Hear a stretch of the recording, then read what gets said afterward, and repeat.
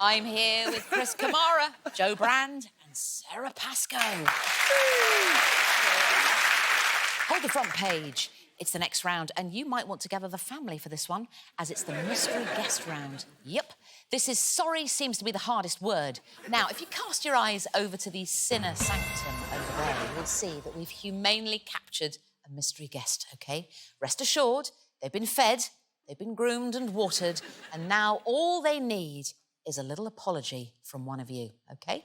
Yep, we've tracked down somebody from one of your pasts. We'll give you some next to useless clues, and then each of you will apologise to the mystery guest. Only at the end will we reveal who gets to have a really good squirm. As always, points are available for the best/worst/highest/lowest points/story/clear. Yeah? Right. To help you guess, here are those aforementioned clues. Clue 1. This involved taking someone or something for a ride. Clue 2. You were put in a position of trust, but you blew it. Clue 3. Someone thought about you very differently afterwards. We want to protect the identity of our mystery guest, so we have changed their voice with that of an out-of-work actor. I don't know what could have possessed them to do such a thing. I imagine they'll try and excuse it, but I know the truth. They caused pain, and they know it.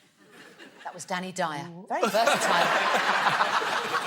Cammy, who do you think this person could be? What's your apology? I've got to apologise to my wife. What for, Cammy?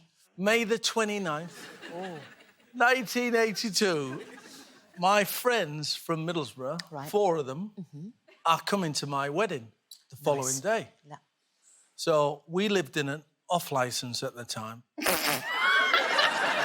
So my mates came, stayed at the house. So the next morning, I get up, the wedding day morning, and as we're leaving for the wedding, I said to my best man, England are playing Scotland this afternoon at Hampden Park. We need to set the VHS. Lovely. And if we get a minute or two at some stage this evening after the wedding, we'll have a watch. OK. So we go off, get married. I do. Happiest day of my life. Sound like you mean it, because she might be in there. Oh, look, she's fucked off.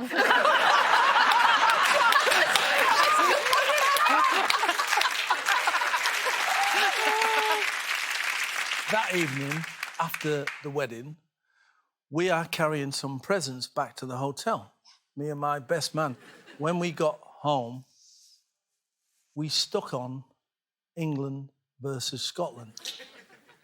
And sat on the sofa and fell asleep. Again. I know. So she came back. Your bride, your new My bride. My new bride. Still in her wedding dress, probably. And she's had a look at us two on the sofa and thought, this is what I bought into. Yeah. Quite agree. Quite agree. That's a wrong gong right there. Gang, this is on the night of Cammy's wedding. Hey, who saved your marriage? Was it David Seaman? You're going to apologise to your good lady wife, who If might that's be our her in mystery there. guest. But if not, fuck her. I didn't on the night. That was not on the agenda. Now, Joe, who on earth Mel. might you want to say sorry to? No one. When I was about 8, Yes. I had 2 brothers. I was in the middle of them, and we lived out in the middle of nowhere. And my dad had rented a field, and a woman down the road said, could she graze her donkeys on our field? And we discovered from just riding around on these donkeys that if you touch the top of their tails, they go absolutely mental. So where the tail meets the rump end, Yes. that little nibbly So bit just like there. do that. What it used to do is like run down the field to a really muddy spot and then do like a bucking bronco for 5 minutes, and whoever was on it just went flying off. Tossed off. Tossed off, Mel. And So we used to invite kids down from school and say, do you want to come and ride our donkeys? And if there was one that we didn't like, we would go on, off you have a go. And then we go like that, and it would go running down the field and buck this child off into a great big patch of mud. So you'd like to apologise? Not really, because it was fun, but I kind of feel I should do, really. Yes, I'm so sorry that I did that. Are you apologising to the donkeys you fingered up the bum or the children?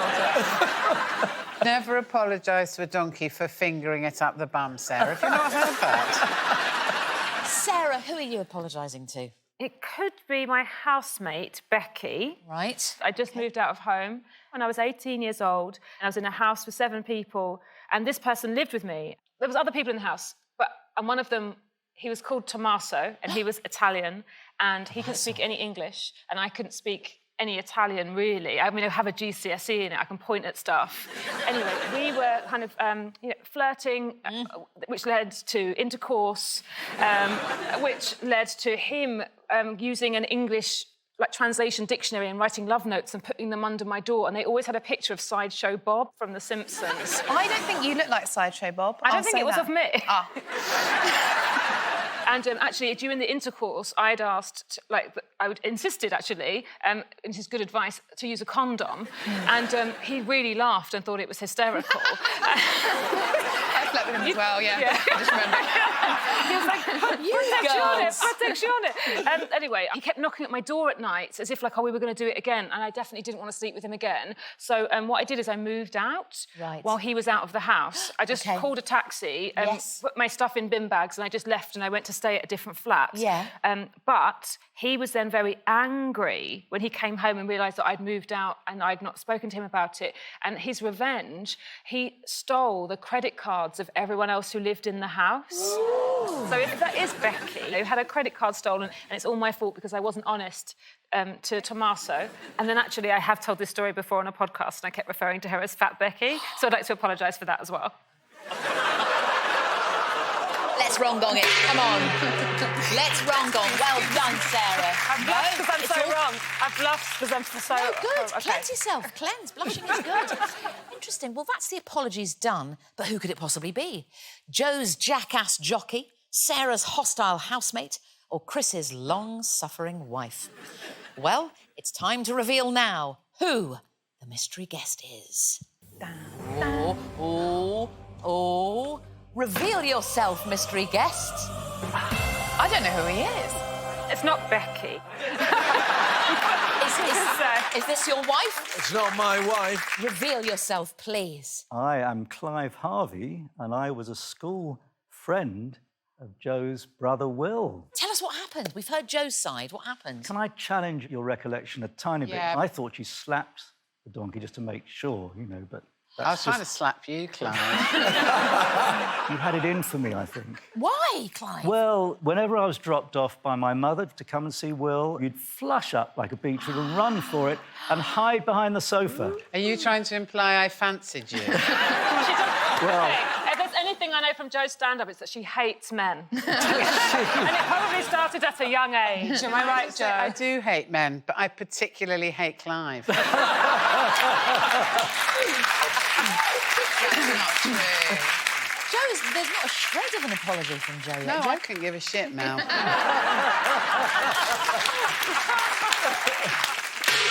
More points. More minus points for that. But Clive, can I just say you were really gorgeous then, and you're still gorgeous, so it's lovely to see you. Kind and... Lou, what have you noted? I've written down, Sarah made an Italian man credit hard. Joe invented the game Buckaroo, and Cammy slept with loads of men on his wedding night. Now, Clive, we hear you, we support you, and therefore we want to give you a chance to make things better with Joe via the tried and tested means of sweet, sweet Rowenge. We're going to invite Joe to make a donation to a donkey sanctuary of Clive's choice. We're serious. Joe, please get your credit card out. What do you think? A few hundred? What are the donkeys going to spend it on? £10? I'll get him some hay. Joe, I've got your back on this. Yeah, Clive, 200 quid, OK? Please, that sort of... Well done, Just Joe. take it back and we could go Yes, for I'll dinner. see you outside. That's fine. Hello. Flirty-girty. Chris is giving me a gram of cocaine and then I'm going for dinner with Clive. Now, young Thomas. Who yes. do you think it might be? It could be my friend Lizzie. Right. Lives in Brighton. OK. I was going to do a show, my tour show in Brighton. She said, come round. OK. We'll have afternoon tea in the Right. garden. I said, yes, that would be lovely. And then the day ran away with me. Oh, I ended up probably watching too much this morning or whatever it was. And I can't remember. Maybe I phoned a sex line. I can't remember. And phoned my friend. I said, look, I've been waylaid with work. I just can't come round for tea. I'll see you at my show tonight. And she said, oh, that's fine. Of course we understand. I mean, Mum had made a cake especially. A fruit cake. Hang on. Tom, you and I both know, with cakes, Yeah. a fruit cake, I would say, takes upward of 6 hours to make. Yeah, often with preparation in advance. You soak the fruits. You Yeah. soak the brandy. fruits. Everybody knows that. It's a very involved cake. That's why people save them for weddings and Christmas. And so I got there and I just went straight to the show and I didn't go round for tea and they'd gone to such trouble and they'd laid the table. I think neighbours had been invited. They were excited about meeting me. Somebody worked for a charity. It was terrible, terrible. You're aligned with Gemma. You just think, oh, these normal fucking idiots. I didn't mean to be like that. You've I didn't changed, mean Tom. to be like that. You've I feel- changed. Have you been back since? Do you know what? I've not been invited round since. Oh. So now I'm worried I've upset the whole family. That's what happens, Tom. When fame turns your head, you will lose the real friends that matter. This is what in happened your with life. Judy Garland. Yeah. Darren, your apology, please, my love. It could be someone I dated. Did you date a royal? No. They only have one black in at the minute. Oh, Elliot. So, the one I can think of is I used to work for the AA breakdown service. Can I just say, I love the AA. I mean, they're helpful when the people in the call centre do their job correctly, sure. OK. Yeah, I worked there, and I was there for not very long. And basically, OK, look, everybody has jobs, and everybody hates their job, so what I would do... I feel like you're going to hit me with it. What I would do is, occasionally the phones would ring, and every time the phone would ring, go, AA breakdown service, and, you know, you have to answer the phone. Da, da, da. Sometimes I would let the phone sort of ring out because I was in the middle of a conversation. You don't want to be rude. I don't want to be like, hey, hold on a sec. Oh, did she really die? Hello? No, you got to finish. How many people were dying in the call centre? I got fired because I was really bad. To be honest, though, the whole job was an inconvenience for my conversations. So, Darren, what you're saying, basically, is there were people abandoned, let's say, a mother in her mid-40s at the time, on the M40, with 2 small children, at a very, very, very dangerous part of the M40 near Stokenchurch, where the red kites fly overhead, waiting for an AA, somebody to respond. They didn't respond that night. Aforementioned mother in her mid-40s. She's half Lithuanian. She works now in showbiz. Yeah? She survived. Yes, but it was a horrible, horrible night for me, Darren. That was pretty bad. Are you saying that you were the person that failed to respond to my call? I worked a lot of overtime, so it was probably me. That is a wrong gong there. That is bad. Gemma, have you got anything to rival these two? What's your apology, please, to the mystery guest? The worst thing I ever did to a friend, I took her to a boot camp to lose weight. Right. Now, bearing in mind, my friend, my best friend from school, she got blessed with a body of a goddess. She could eat whatever she wanted and never gain a pound. So I picked her, Miss Beautiful, my bestie, I love her, to come to the fat camp with me, yeah? 24/7, and had to do gruelling exercise 8 hours a day. Now, what she didn't want to tell me is that she'd snuck some snacks in because the poor girl was starving. Yeah. So I basically ate her snacks. She was also early pregnant at the time. She didn't realise she was expecting, so it makes it 10 times worse. I went through all her snacks. They weren't all that. They were some sort of healthy, chewy bar. Oh. Anyway, she come into the kitchen and she was like, my snacks, where are they? And I looked at her and I said, the cleaner must have eaten. So she's now, like, welling up. I then started shaking her quite violently and said, please go up the road and get me a chicken chow mein. I fall to my knees, I stare her in the eyes, and I'm saying, please, if you love me and you're promising you're my friend, you will go up to the Chinese. Now, bearing in mind, we were stuck in Norfolk at the time. So it weren't the easiest place to get about. No Ubers, no nothing, yeah? And I begged her, if you want me in your life forever, you get me that chicken chow mein now. She was petrified. She's pregnant, she's starving. Yeah. And now, basically, the girl's got to walk 45 minutes to get me a chicken chow mein in the freezing cold in Norfolk. I would say that's a reason not to get the chow mein and get out of your life. That, my friend, is very much a wrong-gong for you. It's suddenly all to play for here. Could it be Gemma's boot camp buddy, Darren's broken-down boss, or Tom's fobbed-off friend? It's time to coax her or his majesty out of the booth. Please reveal yourself. Here she is!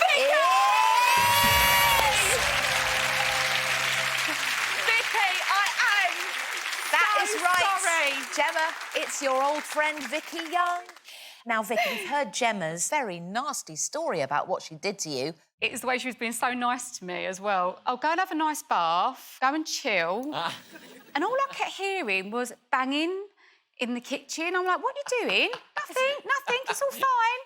And I'm like, she's definitely eating my snacks. I think I was going, Do you know, there's that scene in Les Miserables where Jean Valjean is coming out of the sewer in Paris, holding dying Marius, trying to get him home, and he's covered in all the shit that Paris can bestow on him from the sewers. I feel like that at the moment. Thank you very much, Vicky.